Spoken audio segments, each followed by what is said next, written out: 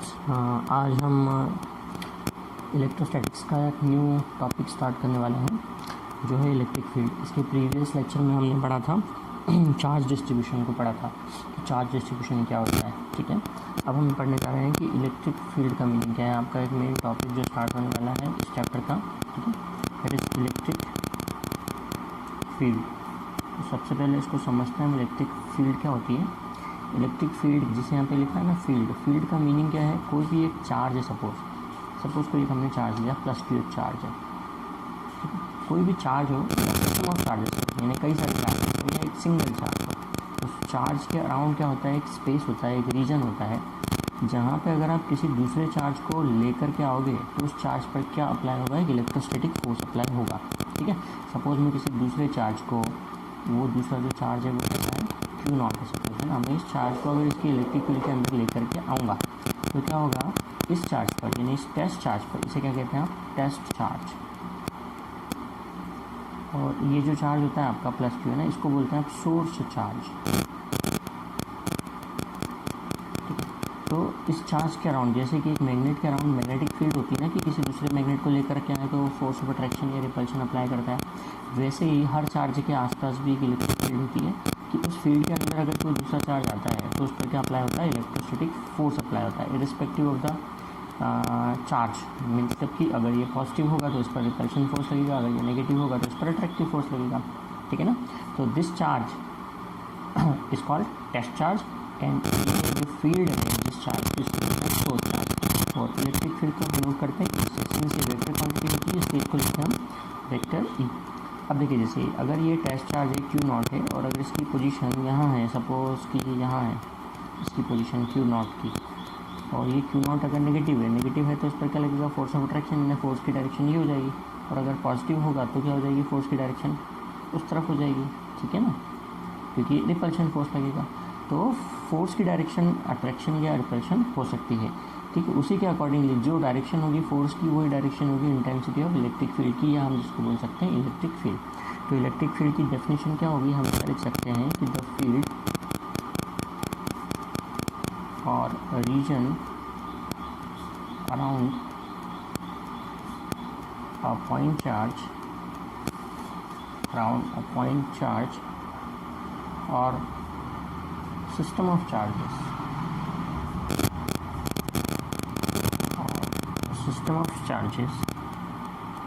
within which other charged particles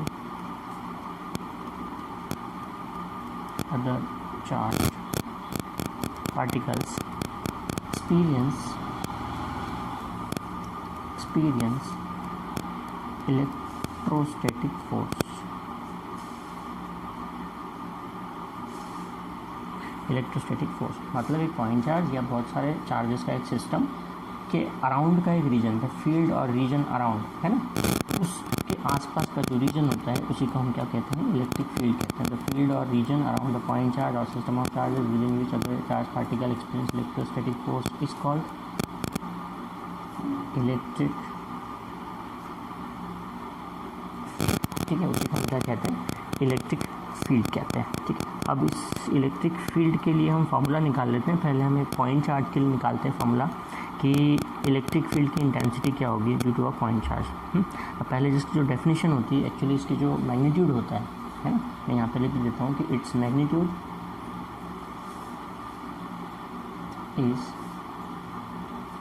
is equal to, ऐसा लिख सकते हैं आप, is equal to the force acting per unit charge. मतलब जो इलेक्ट्रिक फील्ड होगी E, वो किसके इक्वल होगी, फोर्स जितना लग रहा है इस चार्ज के ऊपर, टेस्ट चार्ज के ऊपर लगेगा फोर्स, यही आ रहा है इलेक्ट्रिक फील्ड के अंदर। ठीक है, तो इस टेस्ट चार्ज पर जितना फोर्स लगता है उसी को हम क्या कहते हैं, intensity of electric field. E is equal to F/Q0। ठीक है, और हमने क्या कहा, इलेक्ट्रिक फील्ड की डायरेक्शन क्या होगी, जो डायरेक्शन फोर्स की वेक्टर क्वांटिटी इलेक्ट्रिक फील्ड। ठीक है, जो डायरेक्शन फोर्स की है वही डायरेक्शन होगी इलेक्ट्रिक फील्ड की। इसकी ऐसा यूनिट क्या होगी, फॉर्मूले से आप देख सकते हो, फोर्स की यूनिट होती है न्यूटन और चार्ज की यूनिट होती है कूलम। तो न्यूटन पर कूलम इलेक्ट्रिक फील्ड की यूनिट होगी। ठीक है ना, F/Q0 की। अब आगे इसके लिए हम फॉर्मूला ड्राइव कर लेते हैं इंटेंसिटी ऑफ इलेक्ट्रिक फील्ड के लिए कि what will be the intensity of electric field due to a point charge. ठीक है, हम हेडिंग डाल रहा हूँ इंटेंसिटी ऑफ इलेक्ट्रिक फील्ड, या जिसको इलेक्ट्रिक फील्ड स्ट्रेंथ भी बोलते हैं, इंटेंसिटी ऑफ इलेक्ट्रिक फील्ड, या इसको आप इलेक्ट्रिक फील्ड स्ट्रेंथ भी बोल सकते हो, फील्ड स्ट्रेंथ भी आप कह सकते हैं इसको। ठीक है, निकालने जा रहे हैं intensity of electric field due to a point charge, due to a point charge. इसके लिए हमें डेरिवेशन करना है पॉइंट चार्ज के लिए। तो सपोज हमने लिया ये एक पॉइंट चार्ज है, प्लस क्यू एक पॉइंट चार्ज है। ठीक है, इस पॉइंट चार्ज से आर डिस्टेंस पे एक टेस्ट चार्ज है क्यू नॉट एक टेस्ट चार्ज हुआ। ठीक है, आपको निकालना है इस पॉइंट पे, पी पॉइंट पे, सपोज ये पी पॉइंट पर है और ये जो प्लस क्यू चार्ज है ये ओ पॉइंट पर रखा हुआ है। ठीक है, और ओ पी के आपको फाइंड करना है electric field of plus Q charge है तो इसके आसपास क्या होगी, चारों तरफ इलेक्ट्रिक फील्ड होगी। इसी इलेक्ट्रिक फील्ड के अंदर पी पॉइंट पे एक टेस्ट चार्ज रखा है क्यू नॉट, जिस पर हमको intensity of electric field find करनी है ना। हम सिस्टमेटिकली क्या लिखेंगे, consider a point charge plus Q be placed at point O and a test charge Q naught be placed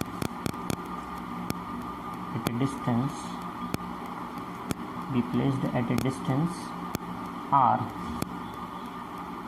from O in the electric field, electric field के अंदर रखा हुआ है पॉइंट टेस्ट चार्ज। ठीक है, इस इलेक्ट्रिक फील्ड के अंदर रखा हुआ है। अब हमको क्या फाइंड करना है, वी आर टू फाइंड, हम लिख सकते हैं we are to find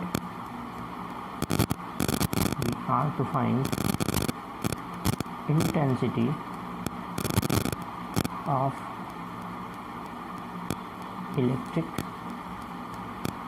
field at point P.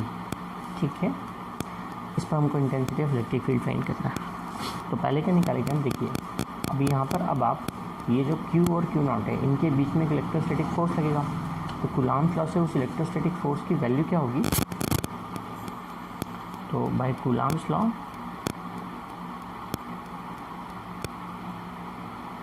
Coulomb's law electrostatic force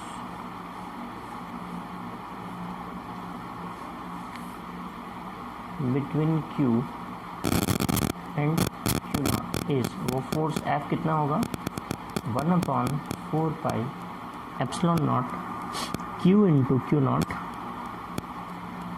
upon R square into R cap लिखना पड़ेगा आपको, क्योंकि आप वेक्टर फॉर्म लिख रहे हैं। ठीक है, वेक्टर फॉर्म में लिख रहे हैं कूलॉम्स लॉ को, तो 1/4 pi epsilon not Q not upon R square into R cap. ठीक है, ये होगा F।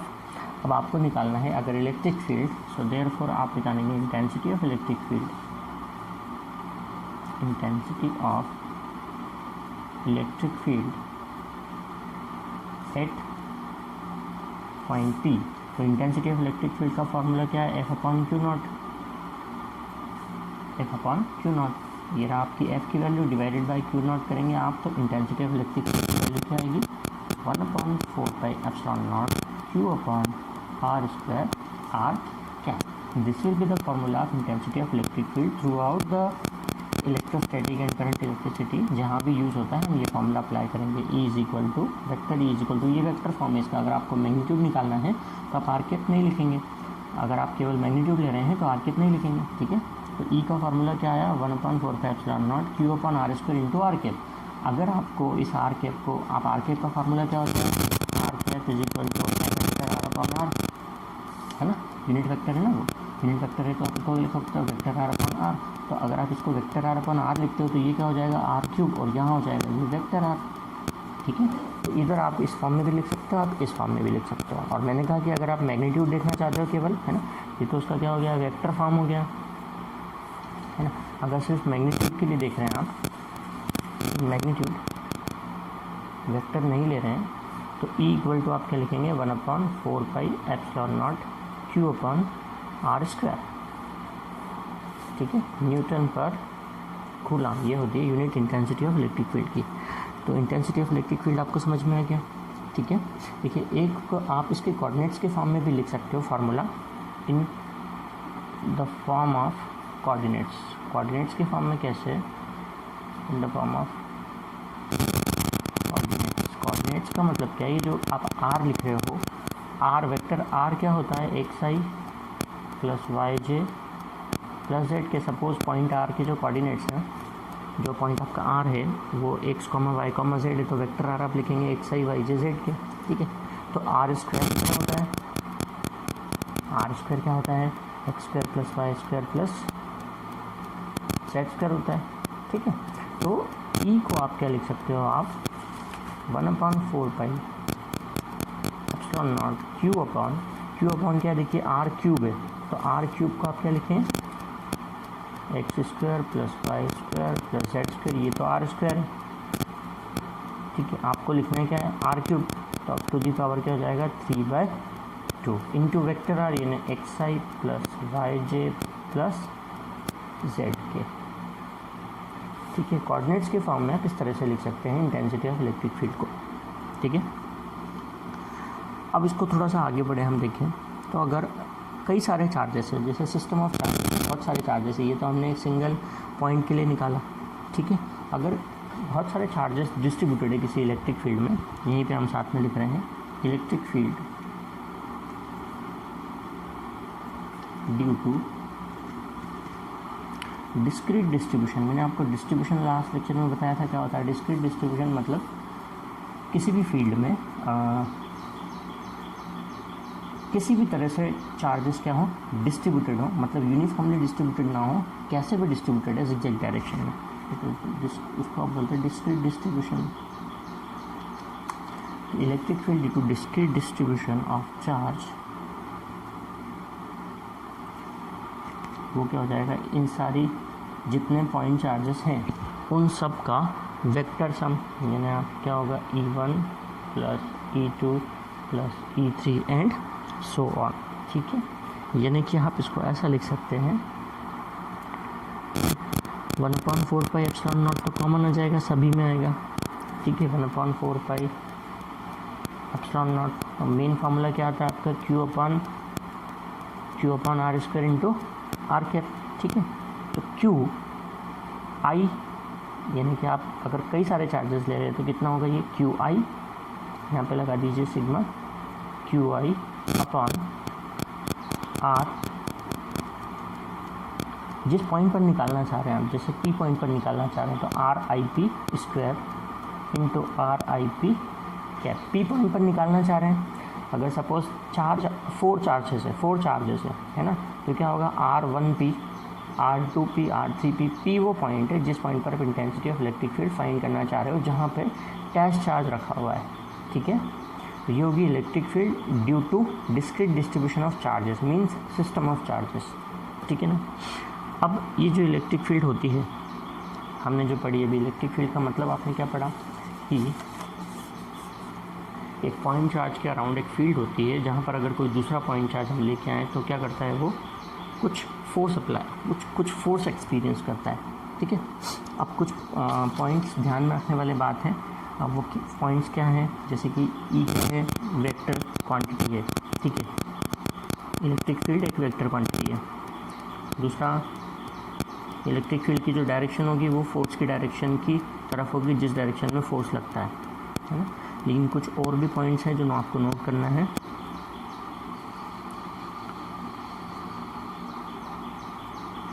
मैं आपको बता देता हूँ क्या है, लेकिन उससे पहले हम ये समझ लेते हैं कि इलेक्ट्रिक लाइंस क्या होती है, ये इलेक्ट्रिक फील्ड लाइंस क्या होती है, ठीक है। क्या समझा रहे हैं अब हम आपको, electric lines of force, electric lines of force भी बोल सकते हैं आपको, ये इलेक्ट्रिक फील्ड लाइंस भी बोल सकते हो आप,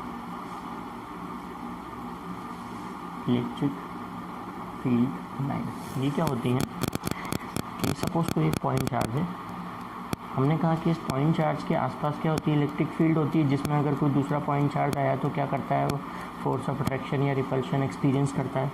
लेकिन वो फोर्स कैसे एक्सपीरियंस करता है, किस वजह से एक्सपीरियंस करेगा वो फोर्स अट्रैक्शन या रिपल्शन का फोर्स किस वजह से एक्सपीरियंस करेगा। जैसे मैग्नेट में क्लास 10 तक आपने पढ़ा था, मैग्नेट के आसपास क्या होती है, मैग्नेटिक लाइन्स होती हैं। उसी की वजह से कोई दूसरा मैग्नेट अगर उस फील्ड में आता है तो उन्हीं मैग्नेटिक लाइन्स की वजह से वो क्या फोर्स एक्सपीरियंस करता है। वैसे की वैसे यहाँ पर किसी भी चार्ज की अराउंड क्या होती है, इलेक्ट्रिक लाइन्स होती हैं। सपोज अगर हमने लिया है कि ये +Q चार्ज है और ये आइसोलेटेड सिंगल चार्ज है, पॉइंट चार्ज है, ठीक है, तो इसके आसपास भी क्या होंगी, इलेक्ट्रिक लाइन्स होंगी, ठीक है, इस तरह से, जिनकी जो डायरेक्शन होगी वो आउटवर्ड होगी, इनफाइनाइट इलेक्ट्रिक लाइन्स होंगी। हम इसको सिमेट्रिकल बना रहे हैं सारी, क्योंकि सिमेट्रिकली होंगी ये, और उनकी डायरेक्शन होगी आउटवर्ड, क्योंकि ये प्लस चार्ज है ना, तो इलेक्ट्रिक फील्ड लाइंस की डायरेक्शन क्या होंगी, आउटवर्ड होंगी। और अगर -Q चार्ज है कहीं पे, सपोज -Q चार्ज रखा हुआ है, तो इस पर इनवर्ड होंगी, यानी अंदर की तरफ होगी इलेक्ट्रिक फील्ड लाइंस की डायरेक्शन, ये अंदर की साइड होंगी, अंदर की तरफ होंगी, इनवर्ड होंगी, ठीक है। तब ये इलेक्ट्रिक फील्ड लाइंस क्या होती हैं, इलेक्ट्रिक फील्ड लाइंस क्या हैं, चूँकि ये चार्ज पार्टिकल है, ठीक है, चार्ज पार्टिकल है, यानी कि एक आइसोलेटेड चार्ज है, तो ये किसी दूसरे चार्ज को, यानी कि अपोजिट चार्ज को अट्रैक्ट करेगा या सेम चार्ज को क्या करेगा, रिपल करेगा। तो इसकी पर्टिकुलर डेफिनेशन हम लिखते हैं कि इलेक्ट्रिक लाइन्स ऑफ फोर्स क्या है, ठीक है। कैसी लाइन्स है, ये इमेजनरी है, क्योंकि दिखती तो है नहीं ये लाइन्स है, तो कैसी लाइन्स है, ये इमेजनरी लाइन्स है। और कैसी होंगी, ये यहाँ से निकलते टाइम तो उसको कैसे देख रहे हो, स्ट्रेट देख रहे हो, लेकिन जब भी कोई दूसरा चार्ज इसके पास में आता है तो ये कैसी हो जाती है, कर्व्ड हो जाती है ना। हम इसकी डेफिनेशन लिख लेते हैं पहले कि इलेक्ट्रिक लाइन्स की डेफिनेशन क्या है।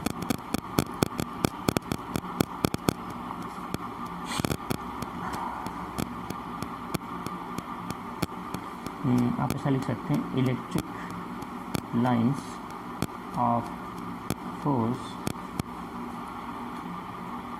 Are imaginary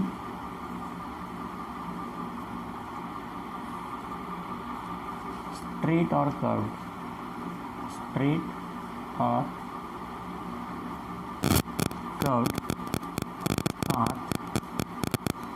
along which a positive unit charge is supposed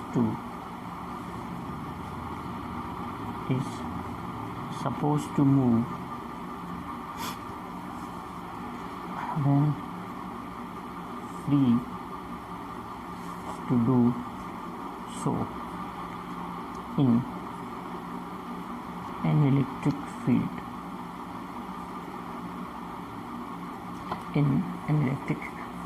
ठीक है। अब जैसे हम इसको समझते हैं, हमने लिखा पॉजिटिव चार्ज है, नेगेटिव चार्ज है, तो डायरेक्शन आपने देखी कि क्या है,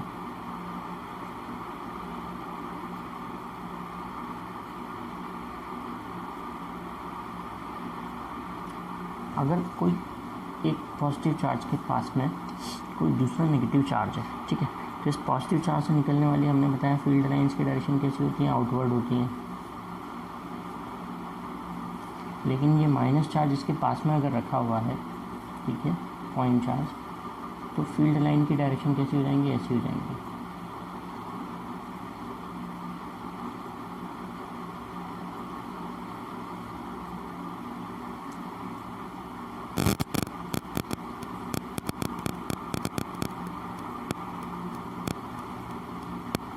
चलो इस तरफ होंगी, ऐसी होंगी, और डायरेक्शन क्या होगी इसकी, प्लस टू माइनस, इसमें इनवर्ड, माइनस में होगी इनवर्ड, और प्लस में कैसी होगी, आउटवर्ड डायरेक्शन में होगी। तो अगर एक प्लस और माइनस पास रखे हैं तो इलेक्ट्रिक फील्ड लाइंस जो प्लस से निकल रही हैं वो किस में होगी, माइनस में एंटर हो जाएंगी, ठीक है। और अगर दो सेम चार्ज रखे हुए हैं, जैसे +Q और प्लस Q चार्ज रखे हुए हैं, ठीक है।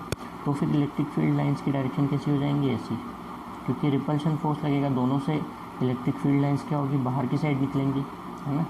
फोर्स रिपल्शन वाला लगेगा फोर्स, तो डायरेक्शन कुछ इस तरह से होंगी फील्ड लाइंस की, आउटवर्ड दोनों से।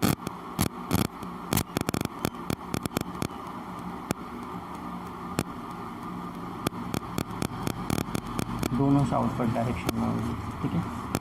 वैसे कि वैसे अगर ये माइनस हुए, दोनों के दोनों क्या हुए, नेगेटिव हुए, तो नेगेटिव से भी सेम फोर्स ऑफ रिपल्शन लगेगा, ठीक है। और फील्ड लाइंस कैसी होंगी, ऐसी ही शेप की होंगी अगर दोनों माइनस हुए तो भी, लेकिन जो डायरेक्शन क्या होगी, इनवर्ड होगी,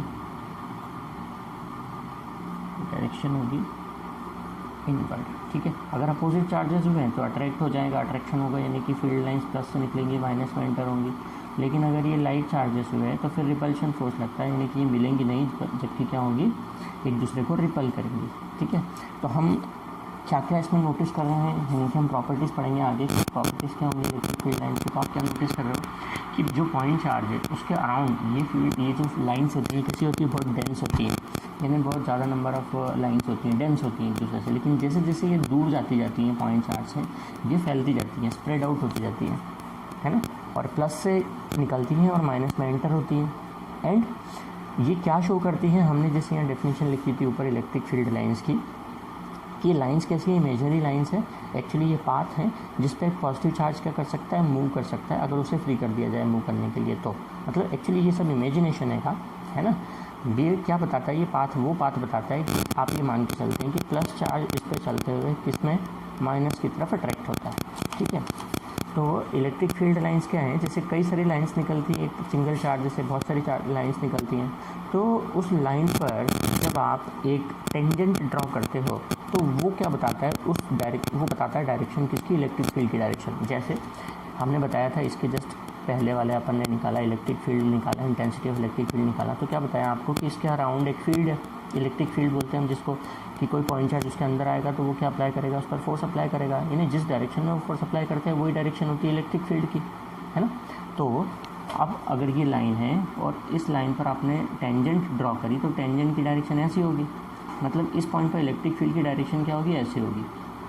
अब अगर आपने ये लाइन है यहाँ पे, इस पॉइंट पर आपने टेंजेंट ड्रॉ की तो टेंजेंट ऐसी जाएगी, यानी यहाँ पर इलेक्ट्रिक फील्ड की डायरेक्शन कैसी होगी, इस तरफ होगी। यानी हर पॉइंट पर इलेक्ट्रिक फील्ड की डायरेक्शन क्या होगी, अलग अलग होगी। और इलेक्ट्रिक फील्ड की डायरेक्शन हम कैसे फाइंड कर सकते हैं, टेंजेंट ड्रॉ करके। जिस भी लाइन पे आपने टेंजेंट ड्रॉ की, ठीक है, वो टेंजेंट की जो डायरेक्शन है वो क्या बताएगी, इलेक्ट्रिक फील्ड की डायरेक्शन को बताएगी, ठीक है। तो यहाँ पे कई सारे क्वेश्चन, कई बार ये भी क्वेश्चन आते हैं कि आप ड्रॉ कीजिए इलेक्ट्रिक लाइन्स, कोई दो पॉइंट चार्ज पास पास रखे हुए हैं, दोनों लाइक चार्ज हैं या अनलाइक चार्ज हैं, तो इलेक्ट्रिक लाइन्स आपको कैसी बनानी है। देखिए ना, अनलाइक चार्जेस है तो डायग्राम ऐसा बनेगा, ठीक है, प्लस से माइनस में एंटर हो रही है लाइन्स और ऐसे निकल के जाएंगी। और अगर अनलाइक चार्ज ये लाइक चार्जेस हुए तो डायरेक्शन कैसी होगी, इलेक्ट्रिक लाइन्स की ऐसी होंगी, यानी डायग्राम ऐसा बनेगा आपका, ठीक है ना। तो अब प्रॉपर्टीज़ समझ लेते हैं कि प्रॉपर्टीज़ क्या होती है इलेक्ट्रिक लाइन्स की, properties of electric lines.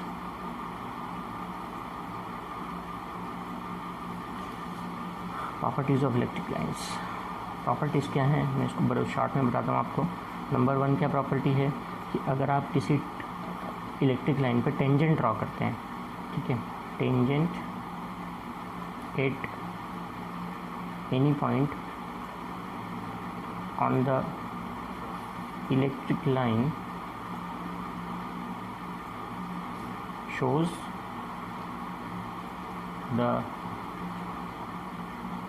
direction of electric field at that point, ठीक है। इलेक्ट्रिक लाइन पे किसी पॉइंट पे आपने अगर टेंजेंट ड्रॉ की, जैसे मैंने यहाँ ड्रॉ करके बताया था, ये लाइन है, इस पर आपने टेंजेंट ड्रॉ करी तो ये डायरेक्शन पता लगेगी। सपोज़ ये लाइन है, इस पॉइंट पर अगर आपने टेंजेंट ड्रॉ करी तो ये डायरेक्शन आएगी, है ना। तो किसी भी लाइन पे जिस पॉइंट पे आप टेंजेंट ड्रॉ करते हैं उस पॉइंट पे वो टेंजेंट क्या शो करती है, इलेक्ट्रिक फील्ड की डायरेक्शन को शो करती है, ठीक है। दूसरा हमने क्या बताया था कि ये जो इलेक्ट्रिक लाइन होती हैं ये चार्जेस से डेंस होती है ना। चार्जेस के पास में कैसी होती हैं, बिल्कुल डेंस होती है, और जैसे जैसे दूर से होती जाती हैं ये एक दूसरे से स्प्रेड आउट, दूर होती जाती हैं, है ना। तीसरा पॉइंट क्या है कि ये प्लस से निकलती हैं, इमर्ज आउट होती हैं और माइनस में एंटर होती हैं। These electric lines emerges out from positive charge and enters into negative charge, आप ऐसा लिख सकते हो, ठीक है। और क्या प्रॉपर्टी देखिए, अपनी 3 प्रॉपर्टी को हमने बता दी। चौथी प्रॉपर्टी क्या होती है, चौथी प्रॉपर्टी आप ये लिख सकते हैं कि जैसे किसी पॉइंट पे मैंने एक टेंजेंट ड्रॉ करी, जैसे सपोज़ ये एक चार्ज है, ये एक दूसरा चार्ज है, ये लाइन से ऐसे निकल के इसमें जा रही है क्योंकि प्लस और माइनस है। अभी सपोज़ अगर 2 इलेक्ट्रिक लाइन्स एक दूसरे को इंटरसेक्ट करती हैं किसी पॉइंट पे, जैसे इस पॉइंट पे इंटरसेक्ट कर दिया, तो क्या होगा कि ये इलेक्ट्रिक लाइन से ये पॉइंट है तो आप इस पे इस ऐसे बना सकते हो टेंजेंट, और इस लाइन के लिए टेंजेंट कैसी बनेगी, ऐसी बनेगी, है ना। इस लाइन के लिए टेंजेंट ऐसी बनेगी, इस लाइन के लिए, इस वाले लाइन के लिए टेंजेंट ऐसी बनेगी। मतलब अगर 2 लाइन ने किसी एक पॉइंट पे इंटरसेक्ट करा तो उस पॉइंट पे 2 टेंजेंट बनती है जिनकी डायरेक्शन अलग अलग होती है, यानी एक ही पॉइंट पे इलेक्ट्रिक फील्ड की 2 डायरेक्शन हो जाएगी, जो कि पॉसिबल ही नहीं है। एक सिंगल पॉइंट पे इलेक्ट्रिक फील्ड की 2 डायरेक्शन कैसे हो सकती है, नहीं हो सकती, इसलिए 2 लाइन एक दूसरे को कभी भी इंटरसेक्ट नहीं करती है। तो 4 पॉइंट आप क्या लिखेंगे कि 2 electric lines never intersect each other, never intersect each other, ठीक है, ये याद रखेंगे आप। और क्यों नहीं करती इंटरसेक्ट, क्योंकि अगर इंटरसेक्ट करेंगी तो उस पॉइंट पर 2 डायरेक्शन हो जाएगी इलेक्ट्रिक फील्ड की, जो कि पॉसिबल नहीं है ना। तो 4 प्रॉपर्टीज़ आपने समझी 1 बाय 1, ठीक है। एक प्रॉपर्टी और हम समझ लेते हैं। वैसे तो क्या प्रॉपर्टी नहीं उसको बोल सकते हैं, आगे हम उसको लॉ पढ़ेंगे सही, गॉसिस थ्योरम पढ़ेंगे सही, तो उसमें वो चीज़ क्लियर हो जाएगी। और क्या लिख सकते हो आप कि ये जो लाइंस होती हैं ये इमेजनरी होती हैं, ठीक है। वन मोर थिंग आप ये लिख सकते हो कि जहाँ पर ये इलेक्ट्रिक लाइंस जो होती हैं ये क्लोज होती हैं, वहाँ पर इंटेंसिटी ऑफ इलेक्ट्रिक फील्ड क्या होती है, मैक्सिमम होती है। मतलब पॉइंट के चार्ज के आसपास ये इलेक्ट्रिक फील्ड कैसी होती है, क्लोज होती है एक दूसरे के, है ना, क्लोज होती है। इसका मतलब वहाँ पर इंटेंसिटी ऑफ इलेक्ट्रिक फील्ड क्या होगी, स्ट्रांग होगी। और जैसे जैसे एक दूसरे से दूर होती जाती है इंटेंसिटी ऑफ इलेक्ट्रिक फील्ड क्या होती जाती है, वीक होती जाती है, ठीक है। ये 5th पॉइंट है। एक 6th एक प्रॉपर्टी हम और लिख रहे हैं कि इलेक्ट्रिक लाइंस, मैं पहले बता देता हूँ आपको, electric lines are perpendicular to the surface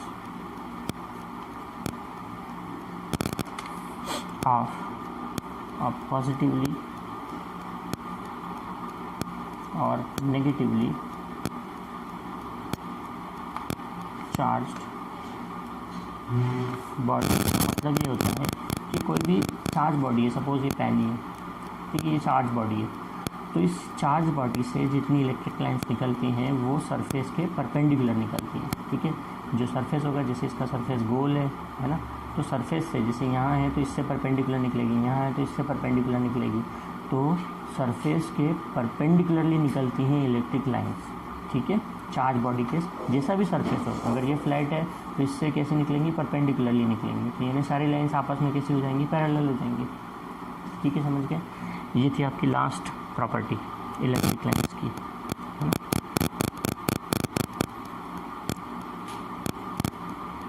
तो मैंने आपको 7 प्रॉपर्टीज़ बताई इलेक्ट्रिक लाइंस की।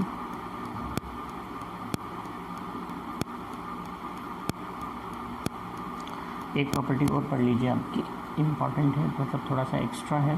7 प्रॉपर्टी की एक्स्ट्रा है, आपकी बुक में नहीं है, लेकिन फिर भी आपको बता दें। उसके लिए मैं डायग्राम ड्रॉ करता हूँ।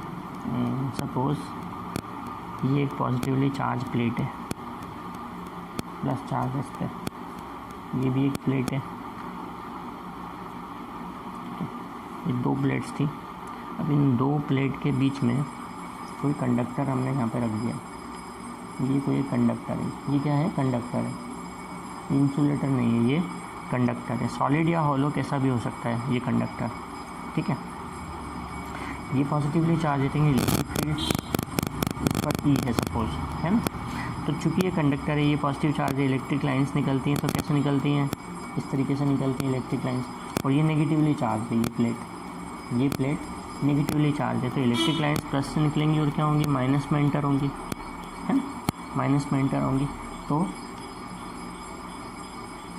इलेक्ट्रिक लाइंस की डायरेक्शन कुछ ऐसी होंगी, ठीक है। तो इलेक्ट्रिक लाइंस जो होती हैं वो किसी भी कंडक्टर के थ्रू पास नहीं होती है, और इंटीरियर जो होता है कंडक्टर का वो फ्री होता है from the influence of electric field. कहने का मतलब है कि अगर ये दो चार्ज प्लेट थी, एक पॉजिटिवली चार्ज थी, एक नेगेटिवली चार्ज थी, ठीक है, नेगेटिवली चार्ज और पॉजिटिवली चार्ज प्लेट्स थी, तो ये जो कंडक्टर अगर आपने इसके बीच में कहीं पर रख दिया है तो उस वो जो कंडक्टर होगा, है ना, इलेक्ट्रिक लाइंस उस कंडक्टर के थ्रू पास नहीं होती हैं, ये ध्यान रखिएगा। मतलब ऐसा नहीं होगा कि इस कंडक्टर के थ्रू ऐसे पास होकर के जाएंगी इलेक्ट्रिक लाइंस, ऐसा नहीं होता है। होता क्या है, अगर ये कंडक्टर है ना तो इसका ये वाला जो हिस्सा इधर वाला ये नेगेटिवली चार्ज हो जाएगा, क्योंकि ये पॉजिटिवली चार्ज प्लेट थी, और ये नेगेटिवली चार्ज प्लेट थी तो इधर वाला हिस्सा कैसा हो जाएगा, पॉजिटिवली चार्ज हो जाएगा। लेकिन इसके अंदर से होकर इलेक्ट्रिक लाइंस नहीं निकलती हैं, ये ध्यान रखिएगा। मतलब मैं ये बताना चाह रहा हूँ कि electric lines do not pass through a conductor, ये लाइन लिख देता हूँ, electric lines do not pass through a conductor, conductor के थ्रू पास नहीं होगी। अगर कंडक्टर बीच में रखा हुआ है ना प्लेट्स के बीच में, अगर ये प्लेट पॉजिटिवली चार्ज है तो इसका ये हिस्सा नेगेटिवली चार्ज हो जाता है, ये प्लेट नेगेटिवली चार्ज है तो इसका ये हिस्सा पॉजिटिवली चार्ज हो जाता है, ठीक है, समझ में आया आपको।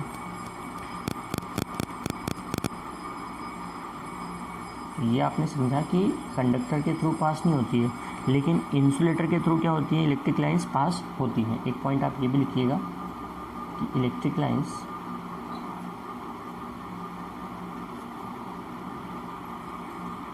Can pass through an insulator के थ्रू पास होंगी। क्यों? क्योंकि जैसे हमने स्टार्टिंग में जब हमने चैप्टर स्टार्ट किया तब आपको बताया कि चार्ज जो होता है स्टैटिक चार्ज किन पर प्रोड्यूस होता है, इंसुलेटर पर ही प्रोड्यूस होता है स्टैटिक चार्ज, फ्रिक्शन से जो प्रोड्यूस होता है। कंडक्टर पे स्टैटिक चार्ज प्रोड्यूस नहीं हो सकता, क्योंकि कंडक्टर पे वो फ्लो हो जाएगा, है ना, स्टैटिक नहीं रहेगा, कंडक्टर में फ्लो हो जाता है चार्ज। वो हम करंट इलेक्ट्रिसिटी में पढ़ेंगे, हम पढ़ेंगे स्टैटिक इलेक्ट्रिसिटी। इंसुलेटर पर ही क्या होता है, स्टैटिक चार्ज प्रोड्यूस होता है। और इलेक्ट्रिक लाइन जिनकी हम बात कर रहे हैं अभी, वो कैसी है, इलेक्ट्रिक चार्ज के अराउंड जो फील्ड होती है वो होती है, यानी स्टैटिक चार्ज से ही निकलती है इलेक्ट्रिक लाइन्स, है ना। इसलिए इंसुलेटर के थ्रू वो पास हो सकती है, कंडक्टर के थ्रू पास नहीं हो सकती इलेक्ट्रिक लाइन्स। अब हम समझ लेते हैं इलेक्ट्रिक डायपोल क्या होता है। इलेक्ट्रिक डायपोल, डायपोल का मीनिंग ये क्या है इलेक्ट्रिक डायपोल का मीनिंग ये होता है कि जब दो इक्वल और अपोजिट, कैसे, इक्वल और अपोजिट पॉइंट चार्जेस एक दूसरे से बहुत ही स्मॉल डिस्टेंस पे रखे हुए हों, बहुत ही स्मॉल डिस्टेंस पे रखे हुए हों, ठीक है। हमने इनको जैसे नाम दे दिया ये पी क्यू, है ना। उस पर कैसे कौन से चार्ज रखे हुए हैं, प्लस क्यू और माइनस क्यू, दोनों का मैग्नीट्यूड सेम है लेकिन है ना, और दूसरे से एक दूसरे से स्मॉल डिस्टेंस पे रखे हुए हैं। हम ये डिस्टेंस को 12 सपोज करते हैं। जिस डायपोल का क्या हो गया, सेंटर हो गया, ठीक है। तो इस सिस्टम को हम क्या कहते हैं, इलेक्ट्रिक डायपोल। यानी इलेक्ट्रिक डायपोल का मतलब क्या हो गया, इलेक्ट्रिक डायपोल की डेफिनेशन क्या हो गया, it is a pair of equal and opposite point charges placed at a small distance from each other.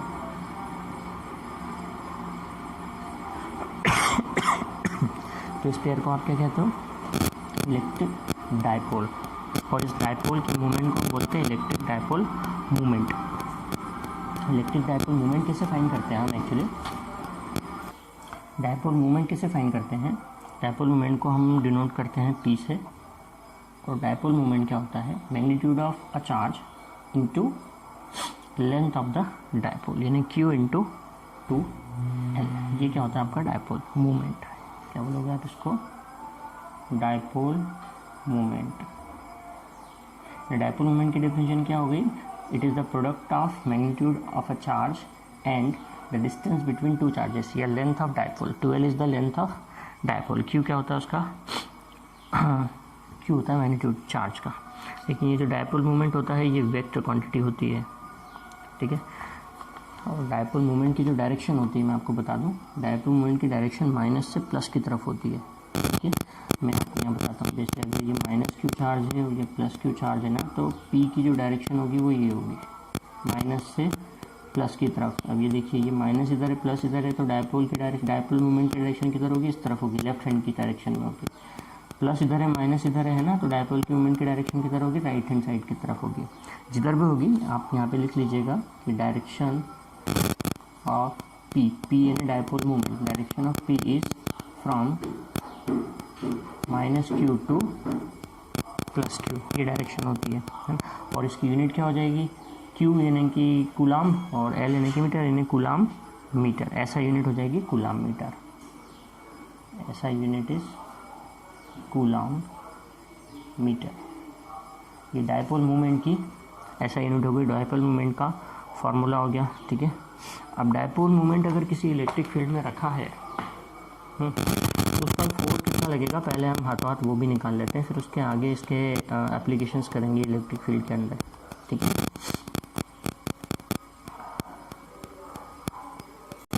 हम फाइंड करेंगे टॉर्क, क्योंकि देखिए अगर आपने किसी इलेक्ट्रिक डायपोल को, सपोज ये है इलेक्ट्रिक फील्ड की डायरेक्शन, कोई भी एक इलेक्ट्रिक फील्ड हमने कंसिडर किया, इस डायरेक्ट ये डायरेक्शन है उसकी इलेक्ट्रिक फील्ड की डायरेक्शन।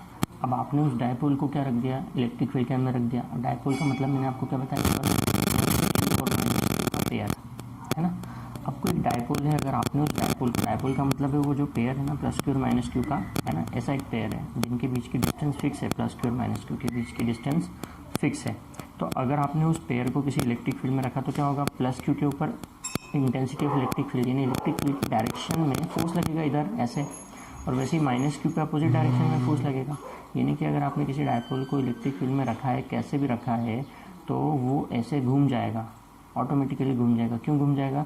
क्योंकि प्लस क्यू पे ई की डायरेक्शन में फोर्स लगेगा और माइनस क्यू पे उसके अपोजिट डायरेक्शन में फोर्स लगेगा। और अगर किसी पेयर पे दो इक्वल और अपोजिट फोर्सेस लगे तो उसकी वजह से वो डायपोल ऐसे करके घूम जाएगा ना। सपोज इधर प्लस क्यू है, प्लस क्यू पे ई की डायरेक्शन में फोर्स लगेगा और माइनस क्यू पे ई के अपोजिट फोर्स लगेगा, तो दोनों एंड पे अपोजिट फोर्सेस लगेंगे लेकिन इक्वल लगेंगे, तो उसकी वजह से डायपोल क्या हो जाएगा? घूम जाएगा, है ना। और ये जो pair of equal and opposite forces होता है, क्लास 11th में पढ़ा आपने, इसी को क्या कहते हैं? आप टॉर्क कहते हैं, ठीक है। टॉर्क बोलते हैं आप इसी को, pair of equal and opposite forces. तो उसकी वजह से वो जो डायपोल है वो ऐसा घूम जाएगा, है ना। सपोज इधर प्लस क्यू है तो इस पर इस डायरेक्शन में फोर्स लगेगा, और ये माइनस क्यू है तो इस पर इस डायरेक्शन में फोर्स लगेगा, जिसकी वजह से क्या हुआ? ये डायपोल सपोज इस इलेक्ट्रिक फील्ड से थीटा एंगल बना लिया। समझ में आया आपको? प्लस क्यू और माइनस क्यू का पेयर, ये एक इलेक्ट्रिक डायपोल है,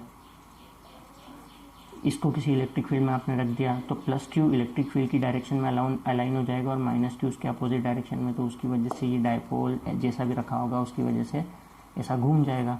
तो सपोज थीटा एंगल से क्या हो गया? ये रोटेट हो गया। अब ये रोटेट हुआ तो किसकी वजह से रोटेट हुआ? इक्वल और अपोजिट फोर्सेस की वजह से। उसी को हम क्या कहते हैं? उसके मैग्नीट्यूड को हम क्या कहते हैं? टॉर्क कहते हैं, ठीक है। तो इसके ऊपर जो फोर्स लगेगा इस डायरेक्शन में, वो फोर्स कितना होगा? Q इंटू ई। क्यों होगा वो फोर्स ऐसा?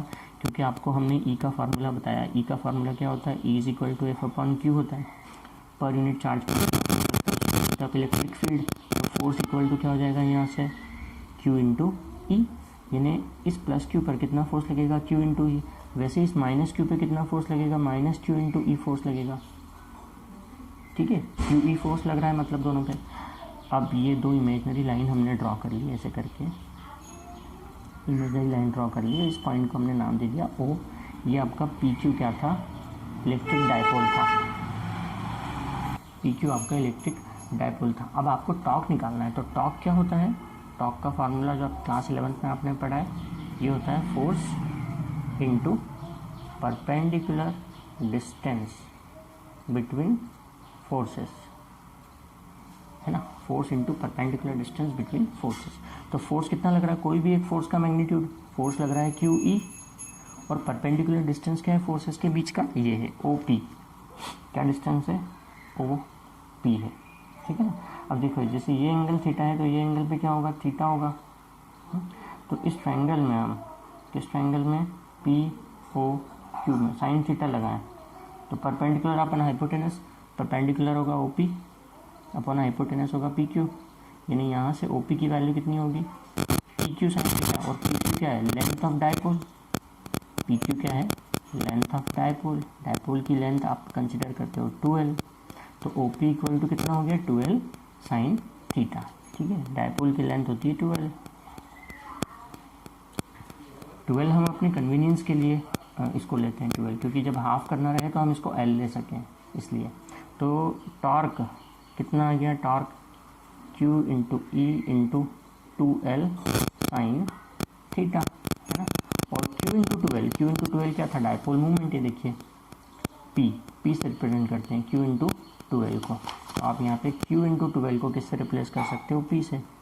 तो Q इंटू 12 को P से रिप्लेस कर दिया तो फार्मूला क्या हो गया, PE साइन थीटा। ये हो गया टॉर्क का फार्मूला। और अगर आपको इसको वेक्टर फॉर्म में लिखना है तो वेक्टर फॉर्म में आप किसको कैसे लिख सकते हो, torque is equal to P cross E। क्यों, क्योंकि A क्रॉस B क्या होता है, AB साइन थीटा होता है वेक्टर में, है ना। A cross B cross product of two vector क्या होता है, AB साइन थीटा।